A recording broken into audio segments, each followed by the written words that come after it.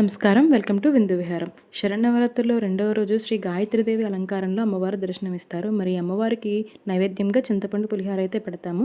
ఇంకా ఈ పులిహారని సింపుల్గా ఎలా ప్రిపేర్ చేసుకోవాలో చూసేద్దాం. ముందుగా ఒక 50 గ్రాముల చింతపండుని వాటర్లో ఒక 15 మినిట్స్ నానబెట్టుకునే తర్వాత బాగా నలిపి గుజ్జు మొత్తం సెపరేట్ చేసుకోవాలి. నెక్స్ట్ ఒక కడాయిలో 2 టేబుల్ స్పూన్ ఆయిల్ వేసుకొని 1 టేబుల్ స్పూన్ ఆవాలు, పచ్చిశనగపప్పు, మినప్పప్పు, పచ్చిమిర్చి, అల్లం, కరివేపాకు ఇంకా ఎండుమిర్చి వేసుకుని బాగా మిక్స్ చేసుకోవాలి.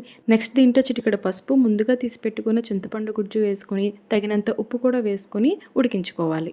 ఇలా ఒక 15 మినిట్స్ ఉడికించుకున్నాక ఆయిల్ మొత్తం సెపరేట్ అయ్యి చింతపండు గుజ్జంతా కూడా చిక్కపడుతుంది.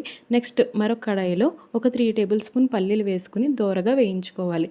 ఇలా పల్లీలు కలర్ చేంజ్ అయ్యాక పొట్టు మొత్తం సెపరేట్ చేసి పల్లీలన్నీ కూడా ఒక బౌల్లో సెపరేట్గా పక్కన పెట్టుకోవాలి. నెక్స్ట్ ఒక మిక్సర్ జార్లో 3 టేబుల్ స్పూన్ ఆవాలు వేసుకొని మిక్సీ పట్టుకుంటే ఆవపిండి కూడా రెడీ. ఇప్పుడు పళ్ళెంలో అన్నమంతా వేసుకుని దానిలో కొంచెం పసుపు, ఆవపిండి, నూనె ఇంకా కరివేపాకు వేసుకొని అన్నం మొత్తం పైన ఇలా కప్పాలి. అప్పుడు వాటి ఫ్లేవర్, ఆవపిండి ఫ్లేవర్ అన్నంకి పడుతుంది.